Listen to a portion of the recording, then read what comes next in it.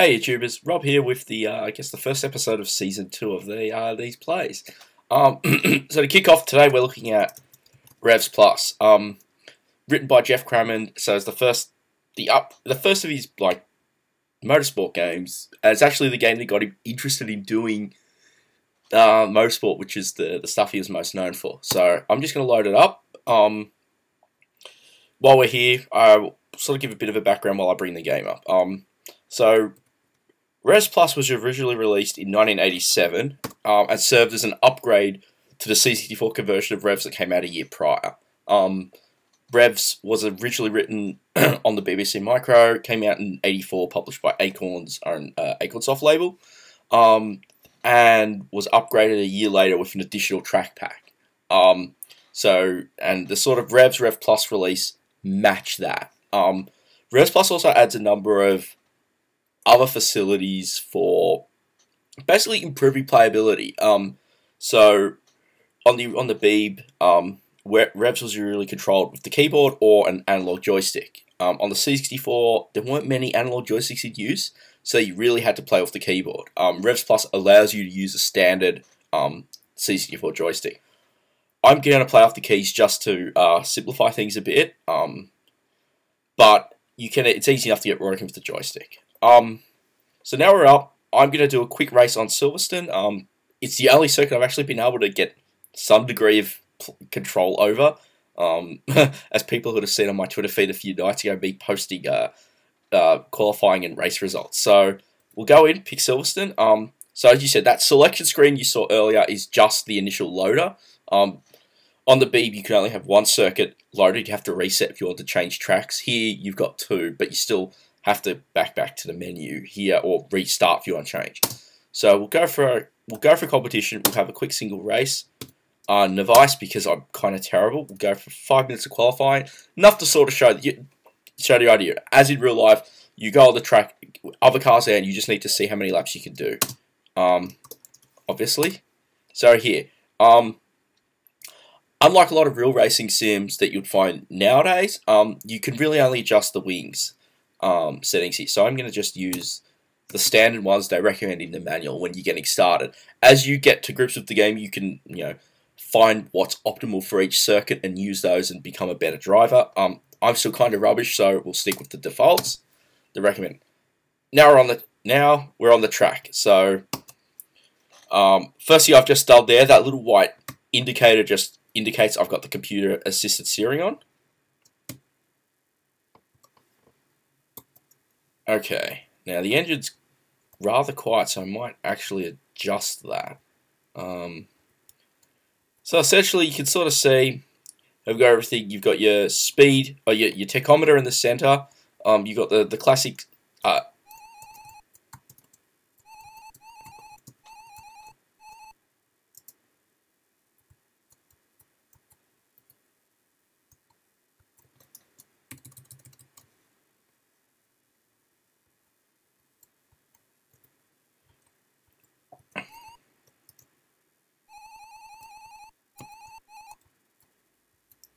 And then you've got your gear indicator on the right, you've got your mirrors, and so your lap time and your best time for the session. So the big thing, of course, is basically the racing line, lowering the track layout, and keeping the big thing is, in terms of optimum speed, is your car is rated for between 5,000 and 5,800 RPM. And that's sort of the point where you want to change gears to keep your car within that envelope for best speed. And with the keys, okay, I've just plowed into the wall.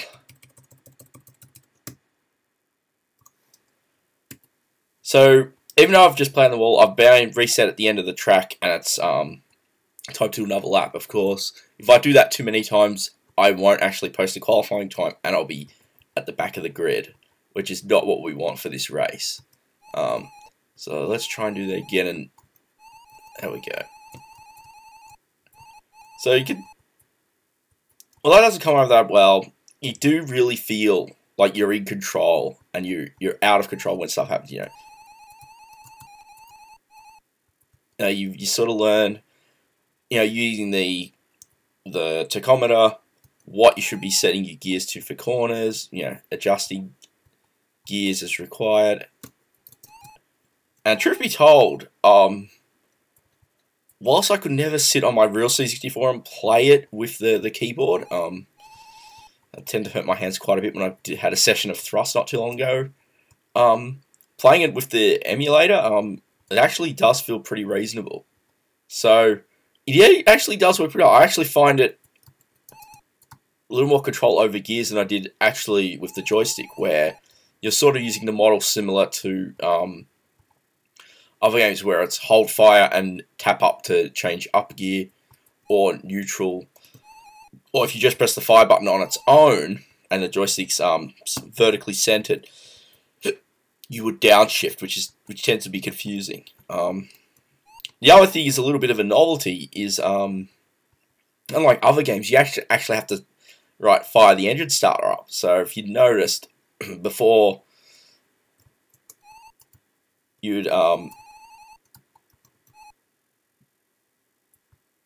would have to hit the engine starter before being able to get going. And that's sort of, you hold down the T key, that happens. Oh, we just hit the wall. Well, we posted a lap though. 132 is pretty, if the times are similar to what they were last time, 132 is actually not bad. So, go me. There's still a little bit of time left for qualifying, so I'll see if I can go around for another pass. Alright, oh there we go, less than 1 minute to go. I'm probably not going to. And plowing to the wall hasn't helped. So hold down T, you can see there's the starter, and then you hit the gears. Gears are keyword control, and then you use the S key to accelerate, A key to brake, and your square brackets are how you steer with the steering. You can use space to amplify your turning. It's supposed to sort of apply a greater force on the turning. I found it not really helps. I tend to only maybe touch it in sort of utterly rubbish. This race is going to go spectacularly.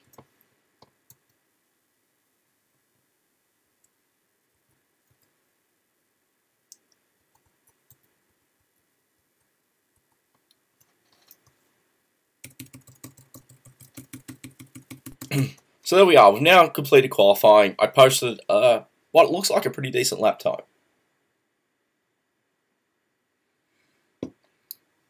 So we'll let it process. But all in all, like you can sort of see, I mean, despite the C64 having much less CPU grunt than the BBC Micro does, it does come off pretty well as a conversion. And that's actually like very impressive. But there wasn't really much traffic. It does slow down a little bit when there is traffic. So now in this case, first thing is we can have another driver qualify. I don't know how this actually works in multiplayer mode. I presume you have to do, I don't know if you each do a race and then see how you go. So in this case, we'll start race. We're going for a device race as we selected earlier. And here's our grid positions. All in all, 7th. That's not bad. We'll go for 5 laps. We don't want the video to drag out forever. And again, we're going to go off our default settings. And here we go for the race. Now the SAS display changes a bit. As you can sort of see, it tells us number of laps left, what position, and the drivers in front. And you can see the starting lights to the side. Just wait for those to go green. And they've gone green, and here we go. So now, the frame rate's feels a little slower. Again, feels, may not actually be. And now you've got the hassle of drivers in the mix. You need to be careful of them. And in fact, if you do collide into them, you can actually take a driver out, and they will sit in the middle of the circuit. And that did actually happen when I was playing over the weekend. So in this case, we're doing pretty well. Try not to jinx it, and I'll probably keep quiet for most of this.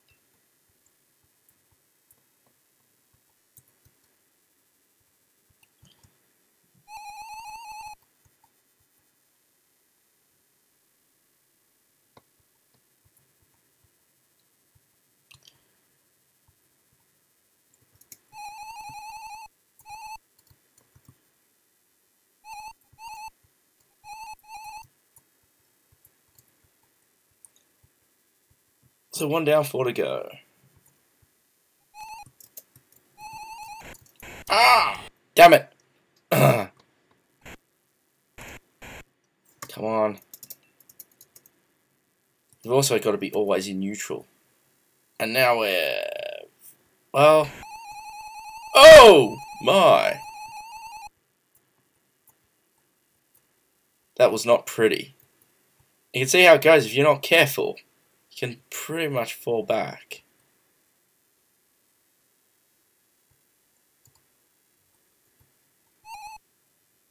And I think actually it may have been a driver out of the race just from looking at.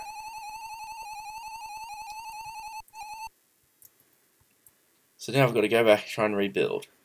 And you can sort of see the frame rate has dropped a bit. Which is sort of the kind of thing where the 64, while 64 is great at a lot of things, it is always going to struggle with this kind of 3D game. So, you know, it is a case of your mileage might vary. I think I can give this... Damn it! And once you... That's what I think you're used to. When you do get thrown back onto the track after... When you get thrown back on the track after going off, you will have to downshift, which is something that doesn't happen in qualifying. So fumbling to get to neutral gear to fire the starter up, whilst, you know, whilst hoping you don't get rammed into, very tense.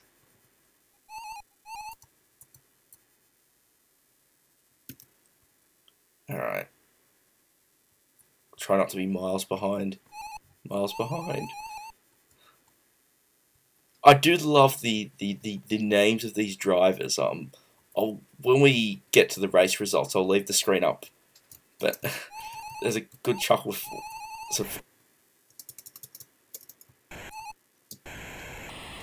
Damn it.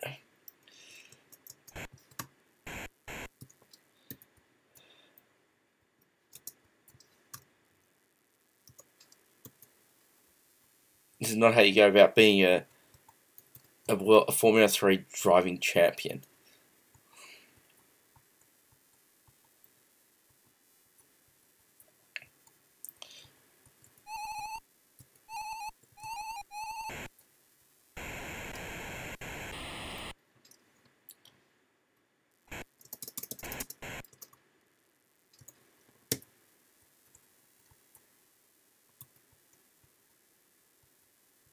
So there you can see there was a driver just stuck in the middle of the circuit there. So it becomes just something I quite like. This, like most most other racing games I've played that sort of do that, you know. In real life, it tends to be they go off, they're towed off or pushed off to the side. But of course, here when you're looking at, you know, fairly limited home computers of the 80s, like the C64 and the BBC Micro. No, we'll just leave him right on the circuit. To be thankful, there isn't damage like you'd find in more modern games, which is definitely a good thing. Yeah, it helps make the game a lot more enjoyable. And while I think your mileage might vary, this is the kind of game you probably won't enjoy unless you're honestly into motorsport or you're into simulation and you've got the patience to actually give it a shot to actually learn it. If you want quick thrills, this won't be for you. It's not designed for quick thrills. It's not designed for something that you can pick up and play fairly easily. You have to really understand driving. And while I've got my cursory interest, I'm still being horrendously rubbish. I know I have seen some other vids out there from people who actually can play this properly, and I salute them for that because they've put a lot more time in. I mean, I think the main reason that I had to look at this was really there was that sort of I had having looked at Stunt Car Racer and Sentinel, it sort of felt like got to sort of show that come on car, you can get this.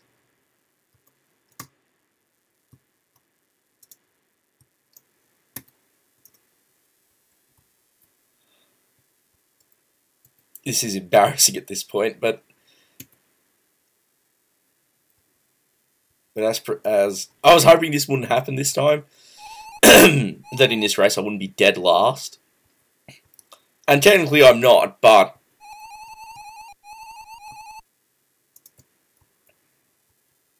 the only driver behind me is out of the running, so technically I am.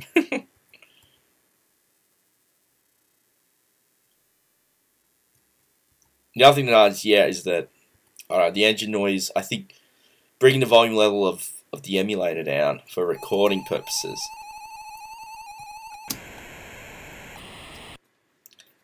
kind of means that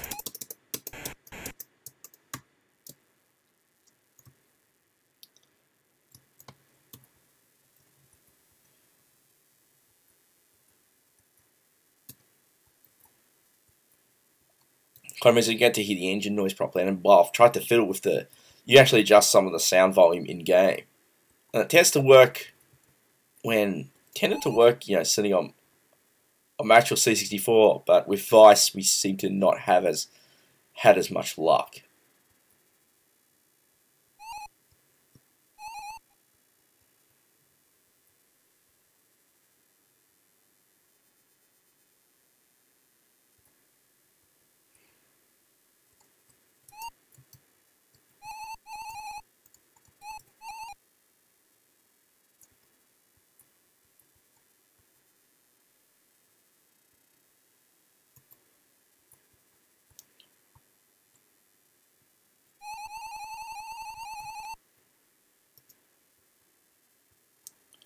So there's one lap to go now. Is that technically going to be the white flag for me?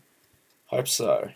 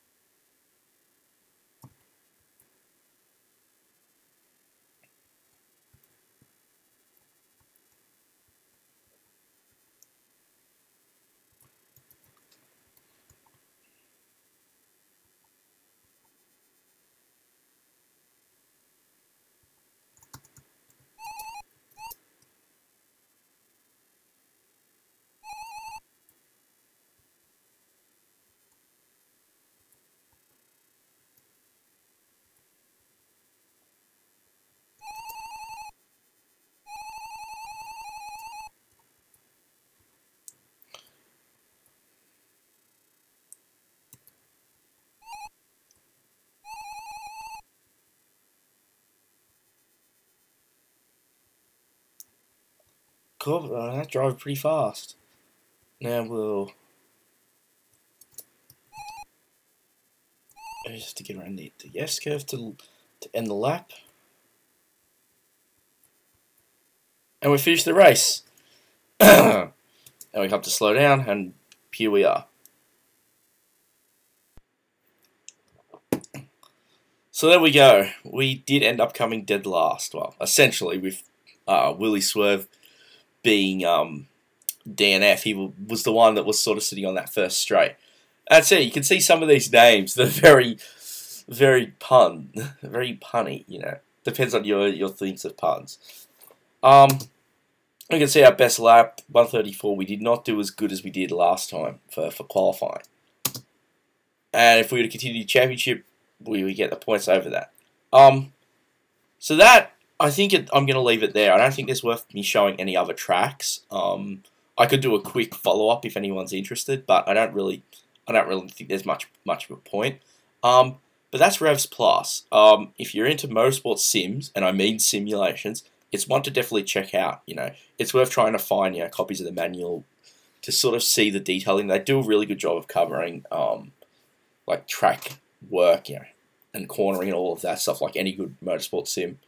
And it's like, this is one I've been impressed with just because of what the C64 could do. Like, when I think of a lot of racing games, other than Stunt Car Racer doing its polygonal 3D, most games are, scaling sprites. Most racing games, they're the sort of the sprite scale things you see, like in older arcade games, rather than, doing some semblance of realism. And even the more realistic ones tend to go a little further on the scale. But this is sort of that fairly lean simulation, sort of more of a simulation in a technical sense. And so it's one to definitely check out. I mean, the presentation's not great. It's very, very Spartan, very basic menus. It's very teletext, which makes sense. The BBC would use its teletext mode, which was very low on RAM usage, and save a lot of RAM for graphics and things like that. So it's a fairly basic UI. You don't have a lot of customization, but there are a lot of things with this game that are really enjoyable. I like finding, playing with the keyboard controls. If you can actually feel comfortable using the C64, which admittedly I can't these days. Like keyboard for long terms. It actually sits really well. It's actually a nice logical control out. The joystick's a little different, and I would love to actually see what are we like with an analog joystick. We had a bit more control, but those things weren't exactly popular on the C64. So all in all, that's Revs Plus. I hope you enjoyed it. I hope you thought it was actually a good little game. And I recommend, if you want to check it out, definitely do so. And I look forward to bringing you another game next time. Thanks.